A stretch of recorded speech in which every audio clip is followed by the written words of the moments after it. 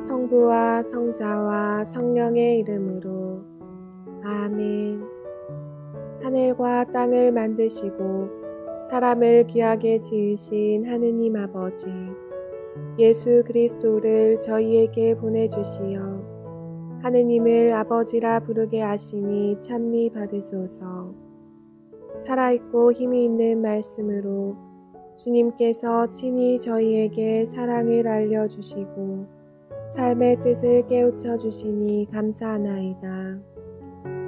참으로 좋으신 하느님 아버지, 저희가 성경을 멀리하고 그 가르침을 알면서도 실행하지 못하였으니 성령의 능력으로 저희 영을 새롭게 하시어 성경을 가까이 하며 예수 그리스도와 이웃을 더욱 잘 알게 하여 주소서. 저희 구원을 간절히 바라시는 하느님 아버지, 저희가 성경을 생명의 말씀으로 받아들여 믿고 기도하고 살며 선포하게 하시고 언제나 예수 그리스도를 통하여 성령으로 하나 되어 아버지께 나아가게 하소서. 우리 주 그리스도를 통하여 비나이다. 아멘. 성부와 성자와 성령의 이름으로 아멘. 찬미 예수님, 열린 성경 강좌에 오신 여러분 환영합니다. 우리는 지금 탈출기를 함께 읽으면서 아마 탈출기 전체 이야기 가운데서 가장 흥미롭고 또 가장 하나님의 권능을 잘 드러내는 이집트에서 이스라엘 백성을, 당신 백성을 해방하시기 위해서 내리신 10가지의 기적, 이집트인들 입장에서 보면 10개의 재앙이 되겠죠. 그 이야기를 살펴보고 있습니다. 지난 시간에 4번째 재앙까지 살펴보았고 이제 오늘은 5번째 재앙부터 살펴보겠습니다. 먼저 본문을 함께 읽도록 하겠습니다. 항상 말씀드리지만 성경책을 펴고 성경 본문을 함께 읽어주시기 바랍니다. 주님께서 모세에게 말씀하셨다. 파라오에게 가서 주 히브리인들의 하나님께서 이렇게 말씀하십니다 하고 그에게 일러라. 내 백성을 내보내어 나를 예배하게 하여라. 내가 그들을 내보내기를 거부하고 계속 그들을 붙잡아 둔다면 주님의 손이 들에 있는 너의 집짐승들 말과 나귀와 낙타와 소와 양을 지독한 흑사병으로 칠 것이다. 그러나 주님은 이스라엘의 집짐승과 이집트의 집짐승을 구분하여 이스라엘 자손들의 것은 하나도 죽지 않게 할 것이다. 그리고 주님께서는 주님이 내일 이 땅에서 이 일을 이룰 것이다 하시며 때를 정하셨다. 이튿날 주님께서 이 말씀대로 하셨다. 이집트의 집짐승들은 모두 죽고 이스라엘 자손들의 집짐승들은 한 마리도 죽지 않았다. 파라오는 사람을 보내어 이스라엘의 집짐승은 한 마리도 죽지 않은 것을 확인하였다. 그러나 파라오는 마음이 완강해져 백성을 내보내지 않았다. 5번째 재앙은 이 동물에게 내립니다. 이 동물에게 내리는 것과 이집트인들에게 내리는 재앙, 이것이 무슨 관계가 있는가? 밀접한 관계가 있죠. 농경에 사용되는 지금 동물들이 거론되고 있죠. 소라든지 나귀라든지, 그리고 수송에 이용되는 또 그런 그 동물들, 의복을 제공하는, 양털로 또 의복을 만들지 않습니까? 그 다음에 우유, 고기, 이런 사람이 살아가는 데 있어서 꼭 필요한 부분들을 동물들이 책임을 지고 있죠. 그러니 동물들에게 문제가 생긴다는 것은 곧 이집트인들의 생존에 문제가 생긴다는 것과 같습니다. 어떻게 보면 이전에 있는 재앙들보다 위험성이 더 높아지고 있습니다. 당장 이전에는 이집트인들의 생명을 직접적으로 위협하는 재앙들은 아니었다면 이제는 이집트인들의 생존이 문제가 되기 때문에 그렇죠.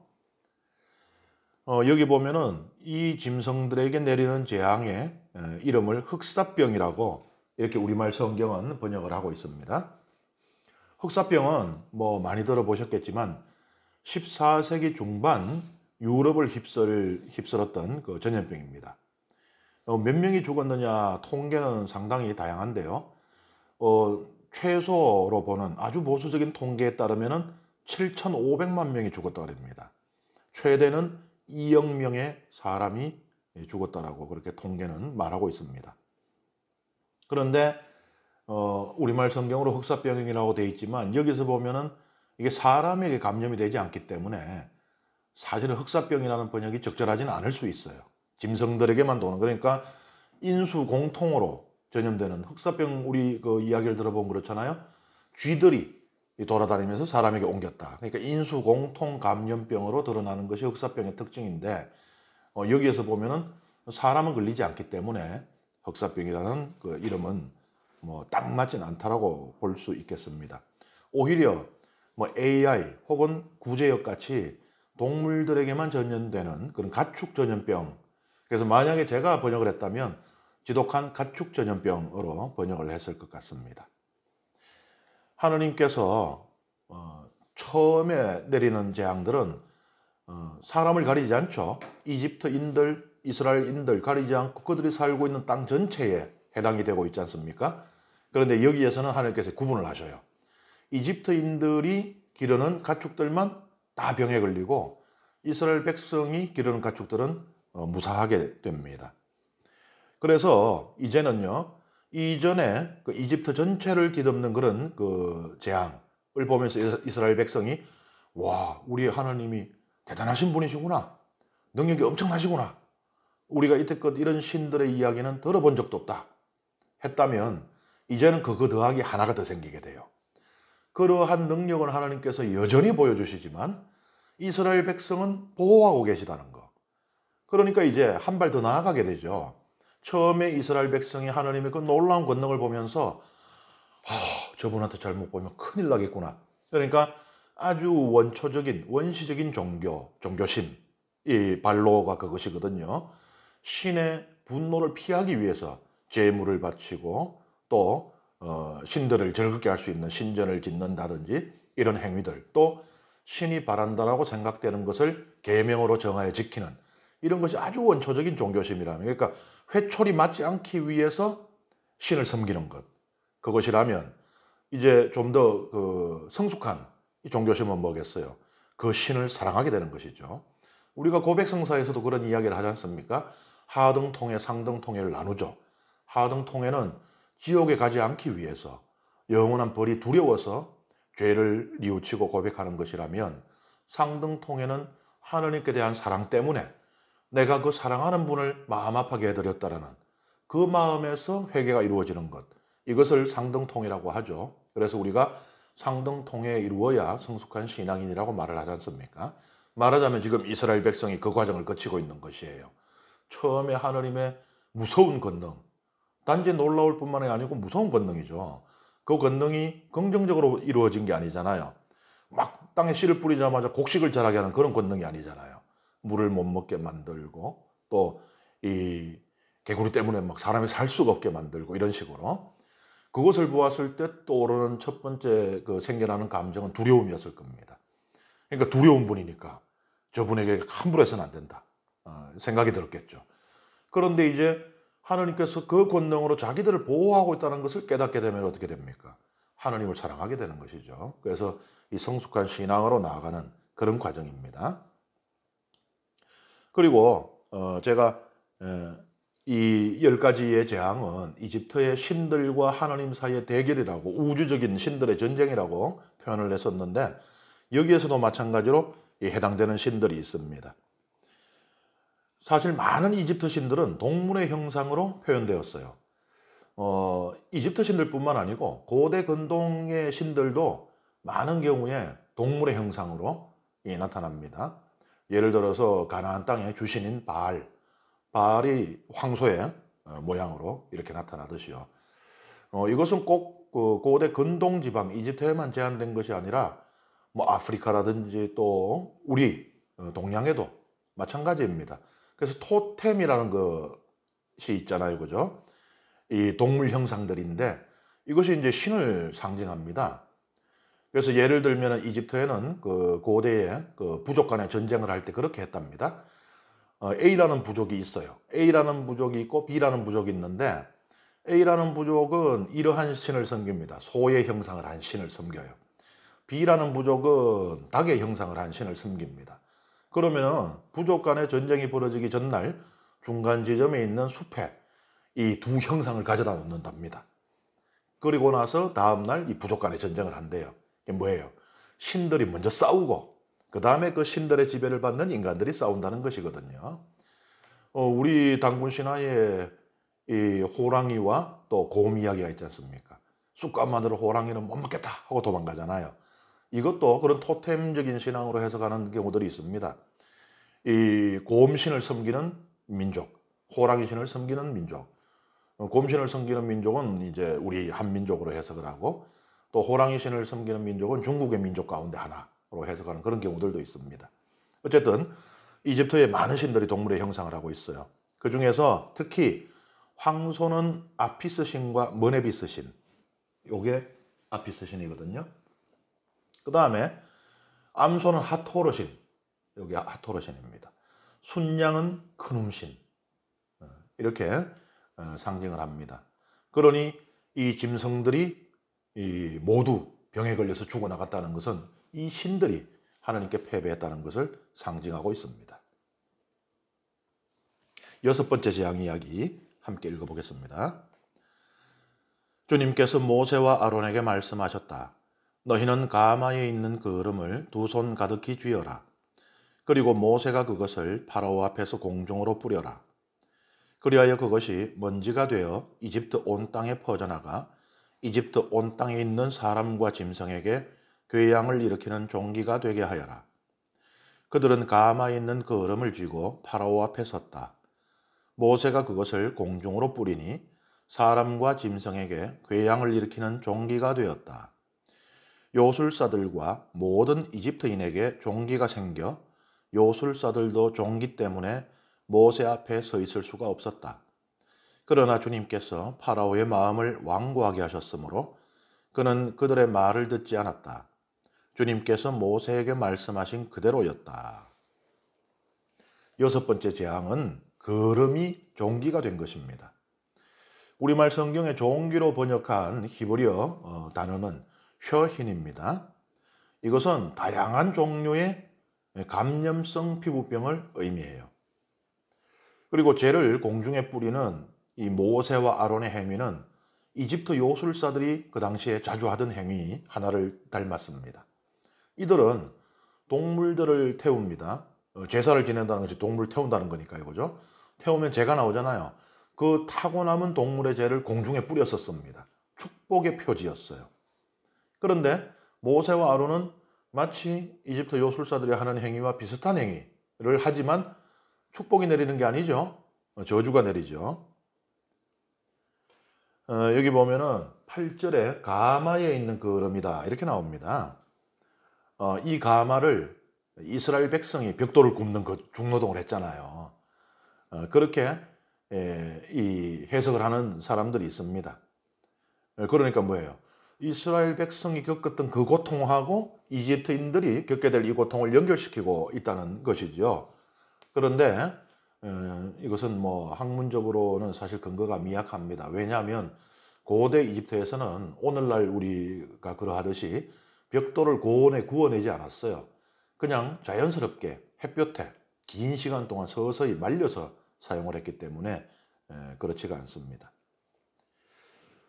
9절에 보면은 이 거름이 사람과 짐승에게 궤양을 일으키는 종기가 된다라고 말씀을 하십니다. 그런데 11절에 보면은 요술사들과 모든 이집트인에게 종기가 생겼다라고 나와요. 그러니까 모든 사람과 짐승에게 궤양을 일으키는 종기가 생긴 게 아니고 여기에서도 이집트인들만 해당이 됩니다. 이스라엘 백성은 단 한 사람도 이 종기에 걸리지 않았다는 것이죠. 마찬가지로 이스라엘 백성이 키우는 가축에게도 이 종기는 일어나지 않았다고 볼 수 있겠습니다. 여기에서 하나님께 패배당하는 신들은 어떤 신들이 있는가? 임호텝입니다. 의술의 신이에요. 손 놓고 자기의 백성들이 병에 걸리는 것을 보면서도 아무것도 하지 못했잖아요. 그 다음에 질병을 통제하는 신 세크메 신입니다. 이 질병은 이 세크메 신의 통제하에 있어야 되는데 통제를 벗어났죠. 그러니까 마찬가지로 하느님께 패배했다. 이렇게 볼 수가 있습니다. 7번째 재앙 함께 읽겠습니다. 주님께서 모세에게 말씀하셨다. 너는 아침 일찍 일어나 파라오 앞에 나서서 주 히브리인들의 하느님께서 이렇게 말씀하십니다 하고 그에게 말하여라. 내 백성을 내보내어 나를 예배하게 하여라. 이번에는 내가 온갖 재앙을 너 자신과 너의 신하들과 백성들에게 내려 온 세상에 나와 같은 신이 없음을 내가 알게 하겠다. 진작 나는 손을 내뻗어 너와 너의 백성을 흑사병으로 쳐서 내가 이 세상에서 사라지게 해버릴 수도 있었다. 그렇지만 나는 까닭이 있어 너를 살려두었다. 너에게 내 능력을 보이고 온 세상에 내 이름을 떨치게 하려는 것이다. 그런데 너는 계속 내 백성을 거만하게 대하면서 그들을 내보내려 하지 않는다.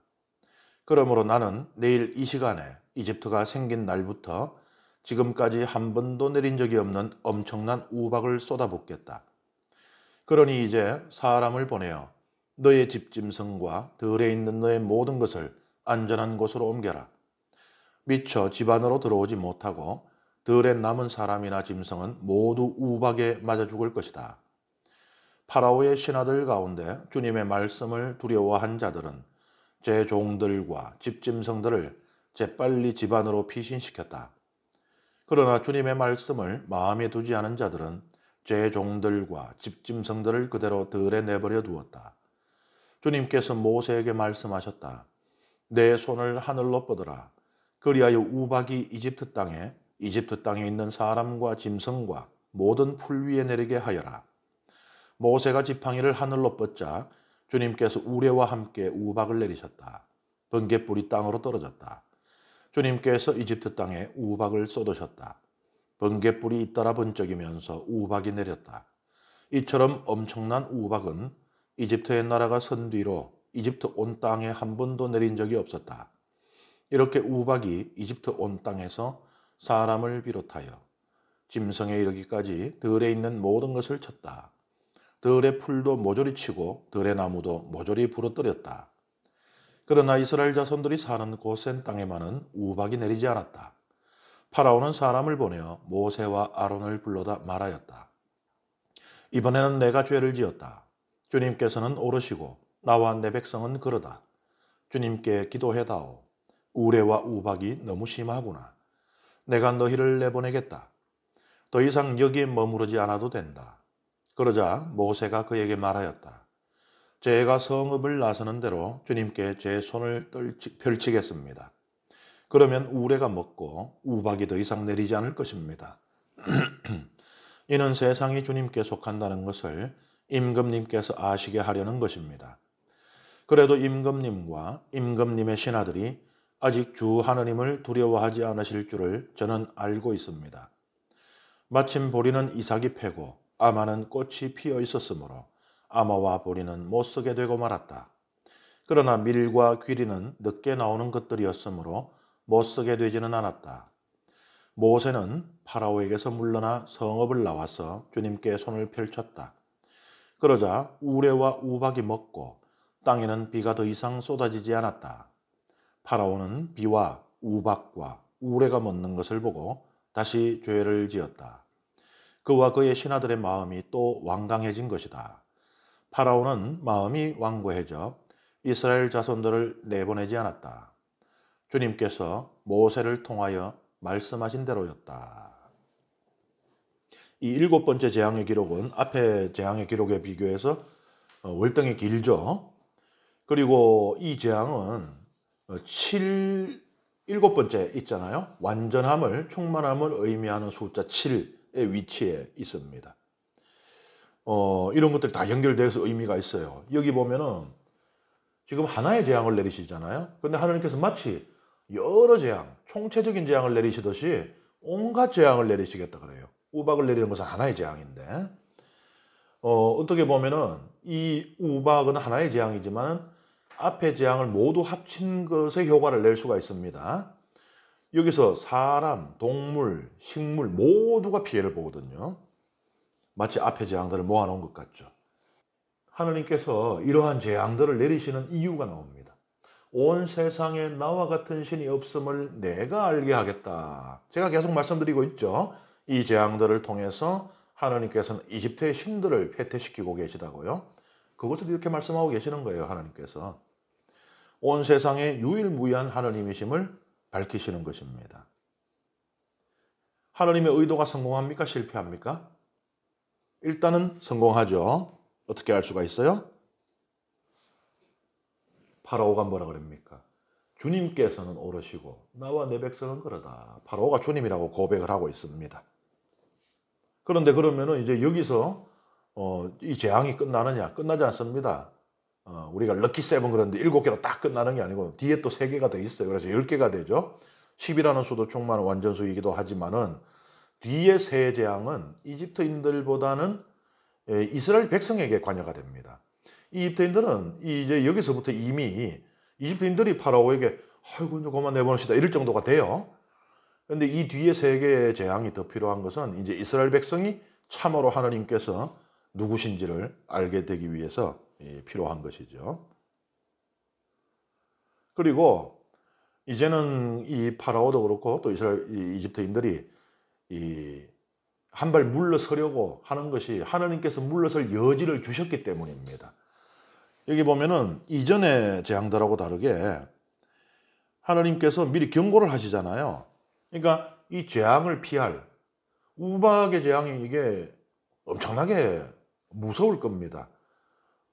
저는 뭐 이 주먹만한 우박이 떨어지는 것은 TV에서밖에 못 봤지만은 뭐 한 엄지손가락만한 거, 손톱만한 거 이런 거 요거보다 좀 더 큰 거 떨어지는 거는 직접 겪어본 적이 있어요.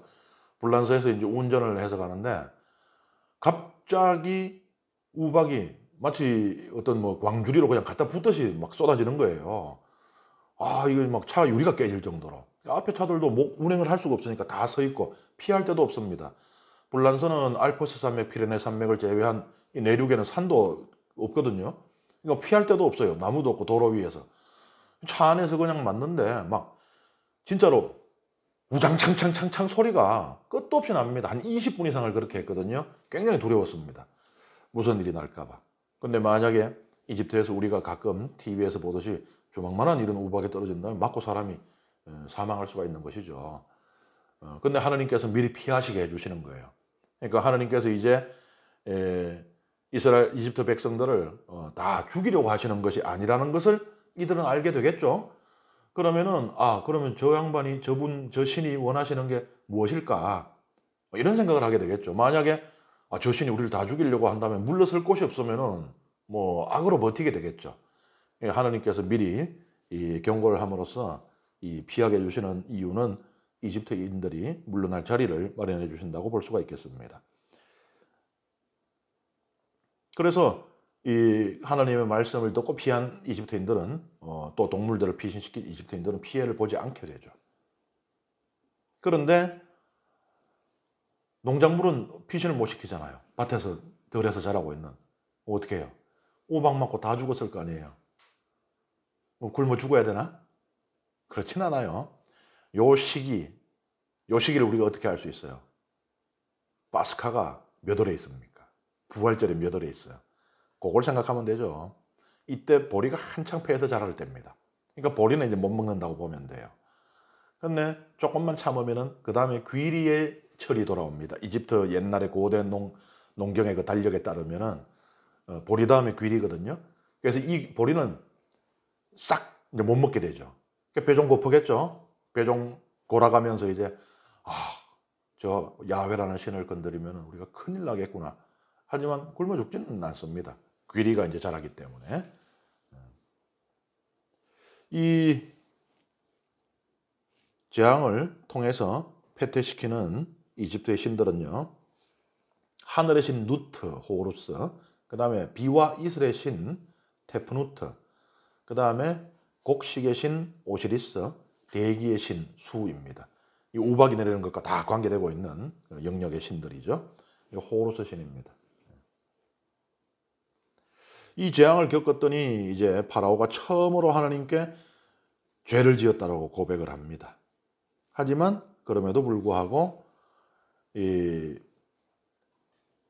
마음이 다시 완고해집니다. 아직 3개의 재앙이 더 일어나야 하거든요. 그래서 이제 8번째 재앙이 일어나게 됩니다. 함께 읽겠습니다. 주님께서 모세에게 말씀하셨다. 파라오에게 가거라. 그의 마음과 그 신하들의 마음을 완강하게 만든 것은 나다. 그것은 그들 한가운데 나의 이 표징들을 일으키려는 것이고 내가 이집트인들을 어떻게 다루었는지 그리고 내가 그들에게 어떤 표징들을 이루었는지 내가 너의 아들과 너의 손자들에게 들려줄 수 있도록 하려는 것이며 내가 주님임을 너희가 알게 하려는 것이다. 모세와 아론이 파라오에게 가서 말하였다. 주 히브리인들의 하나님께서 이렇게 말씀하십니다. 너는 언제까지 내 앞에서 굽히기를 거부하려느냐? 내 백성을 내보내어 나를 예배하게 하여라. 내가 나의 백성을 내보내기를 거부한다면 나는 내일 너의 영토 안으로 메뚜기 떼를 끌어들이겠다. 메뚜기들이 온 땅을 덮어 땅이 보이지 않을 것이다. 그것들은 우박의 피해를 입지 않고 남은 것들을 먹어버리고 들에서 자라는 너희의 나무들도 모조리 먹어버릴 것이다. 또 너의 궁궐과 내 모든 신하의 집과 모든 이집트인들의 집이 메뚜기로 가득 찰 것이다. 이는 너의 아버지와 너의 조상들이 이 땅에서 살기 시작한 날부터 오늘까지 일찍이 보지 못한 일이 될 것이다. 모세는 몸을 돌려 파라오에게서 물러나왔다. 파라오의 신하들이 그에게 말하였다. 저자가 언제까지 우리에게 올가미가 되도록 내버려 두시렵니까? 저자들을 내보내시어 주 그들의 하나님께 예배드리게 하십시오. 이집트가 망한 것을 아직도 모르십니까? 그리하여 모세와 아론이 다시 파라오에게 불려갔다. 파라오가 그들에게 말하였다. 가서 주 너희 하나님께 예배드려라. 그런데 갈 사람은 누구누구냐? 모세가 대답하였다. 저희의 아이들과 노인들을 데리고 가야겠습니다. 아들, 딸들과 함께 양떼와 소떼도 몰고 가야겠습니다. 저희가 주님의 축제를 지내야 하기 때문입니다. 그러자 파라오가 그들에게 말하였다. 아무리 주님께서 너희와 함께 계시다 한들 내가 너희와 너희 어린 것들을 함께 내보낼성 싶으냐? 너희가 흉계를 꾸미고 있는 것이 분명하다. 어림도 없다. 장정들이 나가서 주님께 예배드려라. 이것이 너희가 바라던 것이 아니냐? 그들은 파라오 앞에서 쫓겨났다. 주님께서 모세에게 말씀하셨다. 내 손을 이집트 땅 위로 뻗어라. 그리하여 메뚜기 떼가 이집트 땅으로 몰려와 땅의 풀을 모조리 우박이 남겨놓은 것을 모조리 먹어버리게 하여라. 모세가 이집트 땅 위로 지팡이를 뻗자 주님께서 그날 온종일 그리고 밤새도록 그 땅으로 쇳바람을 몰아치셨다. 아침이 되어 보니 쇳바람이 이미 메뚜기 떼를 몰고 와 있었다. 메뚜기 떼가 이집트 온 땅에 몰려와 이집트 온 영토에 내려앉았다. 이렇게 엄청난 메뚜기 떼는 전에도 없었고 앞으로도 없을 것이었다. 그것들이 온 땅을 모두 덮어 땅이 어두워졌다. 그러고는 우박이 남긴 땅의 풀과 나무의 열매를 모조리 먹어버렸다. 그리하여 이집트 온 땅에는 들의 풀이고 나무고 할 것 없이 푸른 것이라고는 하나도 남지 않았다. 그러자 파라오가 서둘러 모세와 아론을 불러 말하였다. 내가 주 너희 하나님과 너희에게 죄를 지었다. 그러니 이번만은 내 죄를 용서하고 주 너희 하나님께 기도하여 이 치명적인 재앙을 내게서 거두어 주시기만 해다오. 모세가 파라오에게서 물러나와 주님께 기도하였다. 그러자 주님께서 바람을 매우 세찬 한이바람으로 바꾸셨다. 그 바람이 메뚜기 떼를 몰고 가서 갈대바다로 쳐넣으니 이집트 온 영토에 메뚜기가 한 마리도 남지 않았다. 그러나 주님께서는 파라오의 마음을 완고하게 하셨다. 그리하여 그는 이스라엘 자손들을 내보내지 않았다.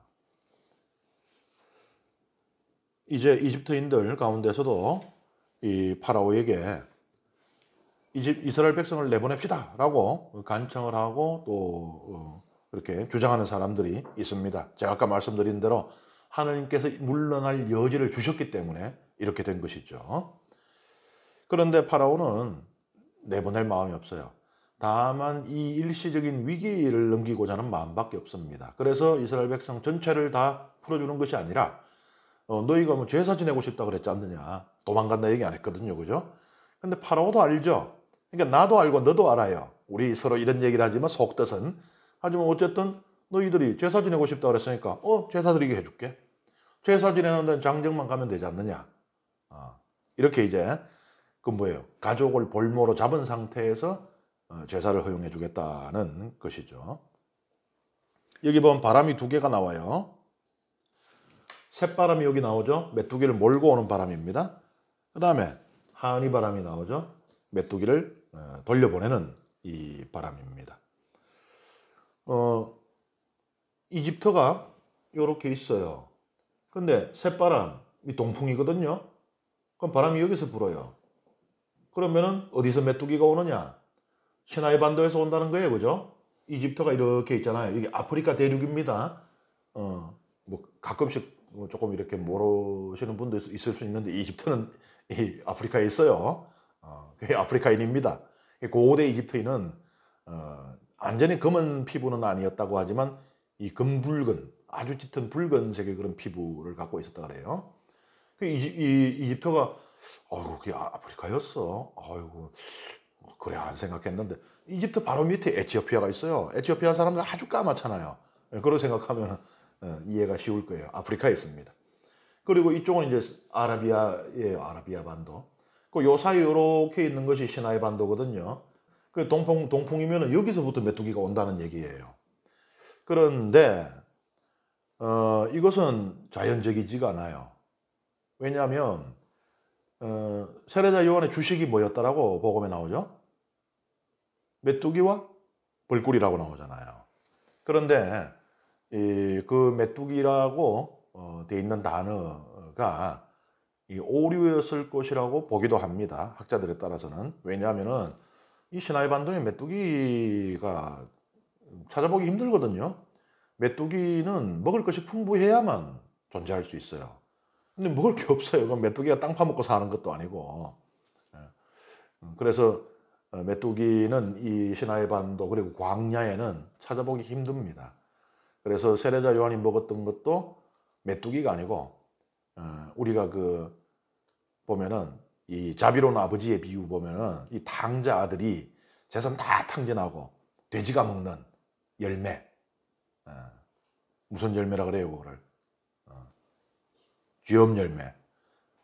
지금 현재 우리 번역에는 그냥 열매라고만 되어 있죠. 과거에는 이제 쥐엄 열매라고 되어 있었는데 이 쥐엄 열매는 이 이스라엘 그 전통에서 보면은 이 기근을 상징합니다. 궁핍함을 상징해요. 그래서 너희가 쥐엄 열매를 먹을 때가 되어서야 나를 경배하게 되리라. 이런 이제 하나님의 말씀도 있고 이렇거든요. 그래서 이제 그것은 이 굉장히 금욕적인 삶하고 맞죠. 그래서 이제 세례자 요한이 그렇게 먹었다라고 이제 보기도 합니다.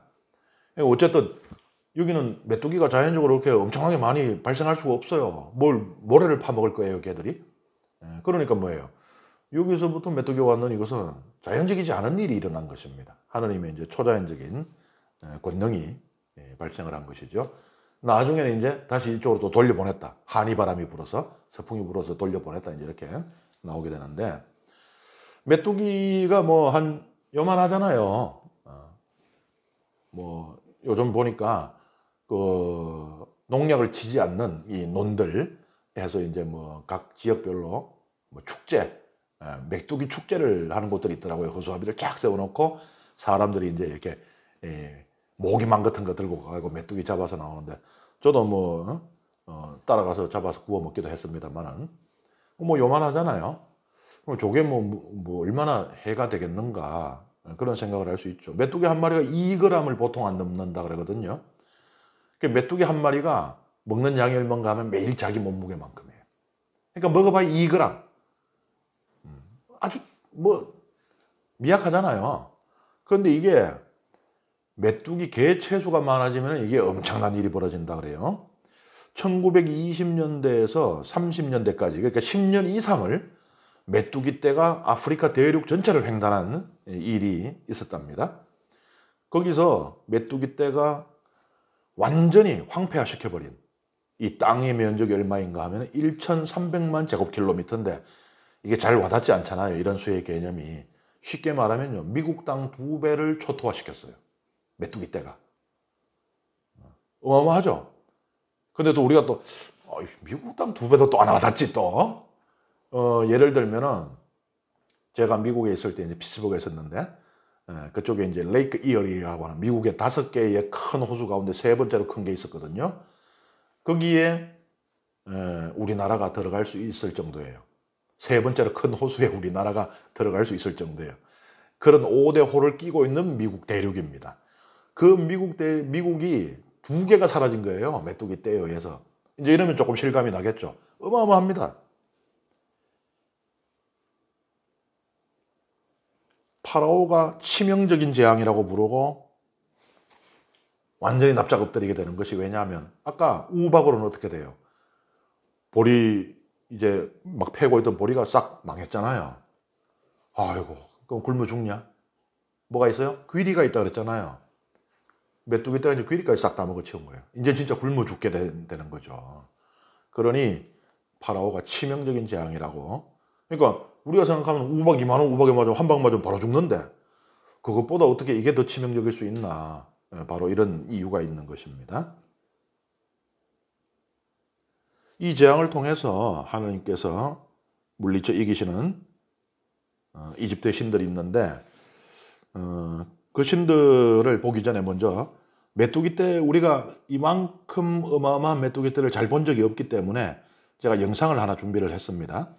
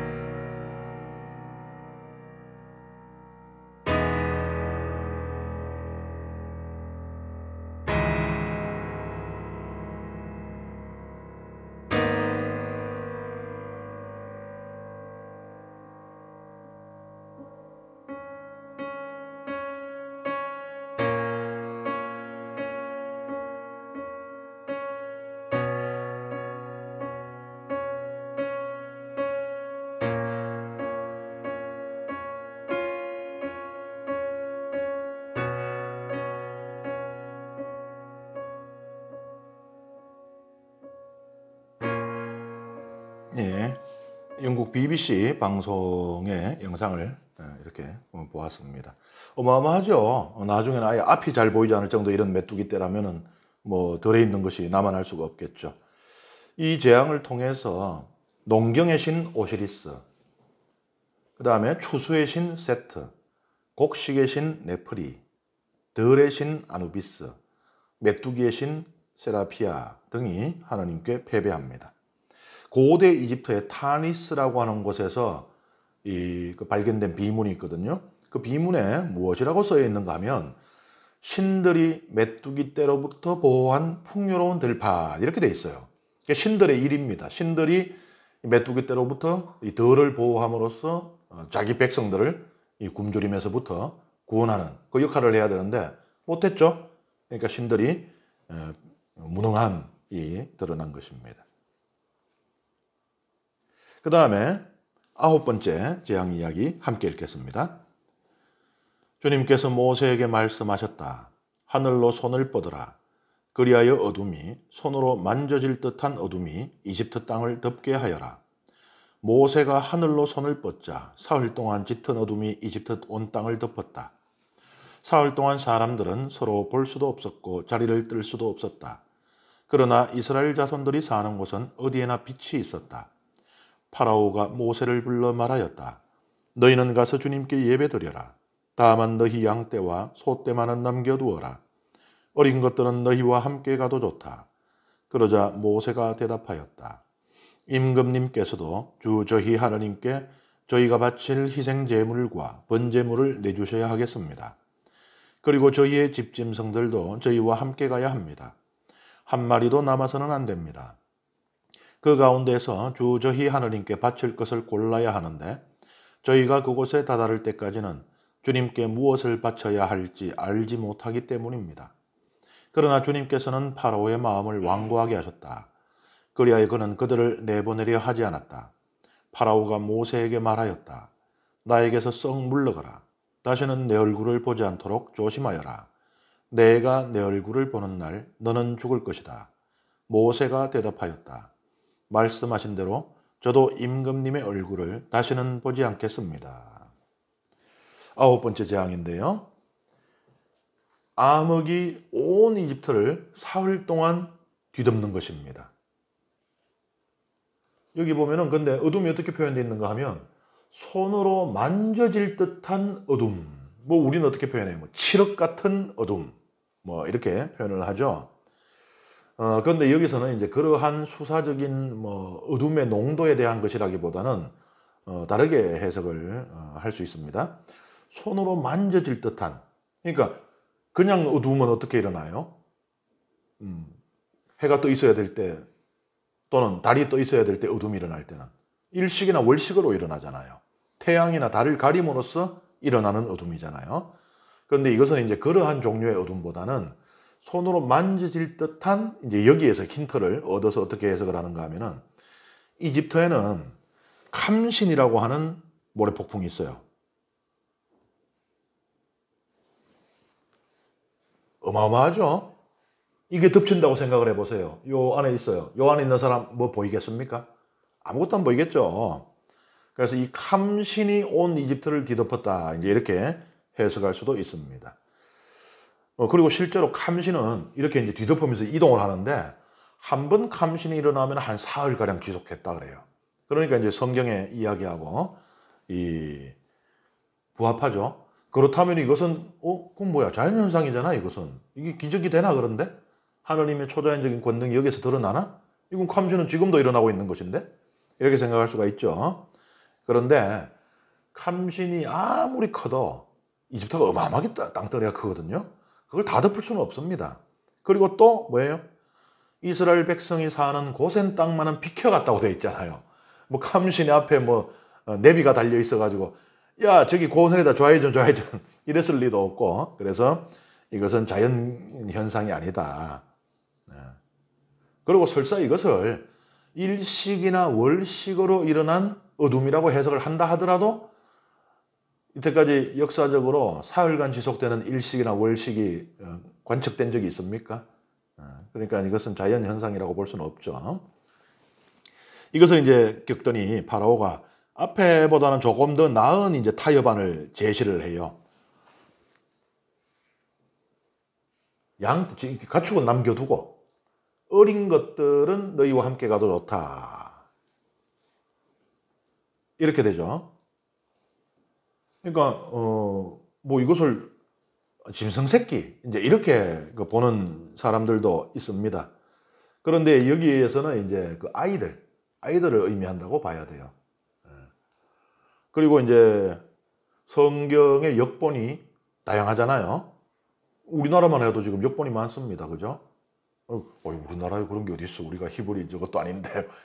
왜 없어요? 200주년 신약 성경이 있죠. 공동번역 성서 있죠. 세번역 성경이 있죠. 그냥 성경 있죠. 있잖아요. 많잖아요. 개신교에도 또 뭐 개역 성경하고 뭐 많고. 그러니까 그런 번역본들이 많이 있죠. 어떤 번역본, 그러니까 이런 현대 번역본이 아니고 고대 번역본 가운데 어떤 것들은 여기에 추가된 것들이 있어요. 여인들이 추가돼요. 여인들과 어린 것들 이렇게 돼요. 그러니까는 이걸 혹시 짐승새끼로 오해할까봐 친절하게 이제 요 앞에 여인들과 어린 것들 이러면은 그 말하자면 여인과 젖먹이 혹은 여인과 아이들 이렇게 이제 해석이 되니까. 그래서 우리가 지금 현재 우리가 공식적으로 교회에서 사용하는 이제 정경이 있죠. 그리고 또 교회에서 공식적으로 사용하는, 우리가 공식적으로 사용하는 게 뭘까요? 뭐 번역이 이렇게 있는데 쉽습니다. 미사 때 뭐 읽는가 보면 알아요. 미사 때 읽는 그게 공식적으로 사용하는 역본이 되는 것입니다. 그런데 그 이외의 것들은 그럼 무가치한가, 가치가 없느냐? 그렇지 않아요. 말씀드린 것처럼 고대 역본 가운데 여인들과 라는 것을 추가한 역본들이 있으니까 우리 어린 것들은 의심의 여지 없이 사람의 아이들을 의미한다라고 해석이 쉬워지잖아요. 다 의미가 있습니다. 이 재앙을 통해서 하나님으로부터 패배를 당하는 신들은 아몬 레의 신이거든요. 이집트 최고 신입니다. 그리고 파라오의 아버지로 여겨졌어요. 그 다음에 아텐, 아툼, 세케트, 호루스 이런 신이 있고요. 그 다음에 하늘의 신 룻, 하토르, 일몰의 신 템, 햇빛의 신 수, 달과 별의 신 프타 등 이런 신들이 뭐예요? 지금 이 천체와 관련되잖아요. 하늘에 관계되잖아요. 앞에 신들 보면 왜 땅에 관련되고 이렇잖아요. 이 최고 서열의 신들입니다. 이집트 신들의 가계도가 있거든요. 서열이 있어요. 그 중에 최고 서열에 있는 신들이 이제 하나님께 패배를 당합니다. 그러니까 실제로 여기서는 이제 이 재앙 이야기는 여기서 정점에 이르렀다고 볼 수 있어요. 뒤에 한 개 더 남아있죠. 이것은 완전 별격입니다. 이것은 이제 따로. 그러니까 성경도 어떻게 해요? 이 재앙 이야기 계속 오다가 바로 10번째 재앙 안 나와요. 그 앞에 뭐가 많이 들어가요? 재앙에 대한 예고, 그 다음에 파스카에 대한 이야기하고 나중에 재앙이 실제로 일어나죠.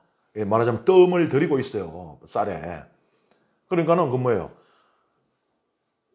하나, 둘, 셋, 넷, 다섯, 여섯 이것과 같은 이 수준에 있는 그런 그 재앙으로 보지 않는 거예요. 이거는 완전히 별격으로 따로 보고. 그래서 이 9개의 재앙 여기에서의 정점, 절정은 이제 이 9번째에 있다고 볼 수 있는 것입니다. 그러면 이제 10번째 재앙에 대한 놀라운 이야기를 듣기 전에 잠시 휴식을 하도록 하겠습니다.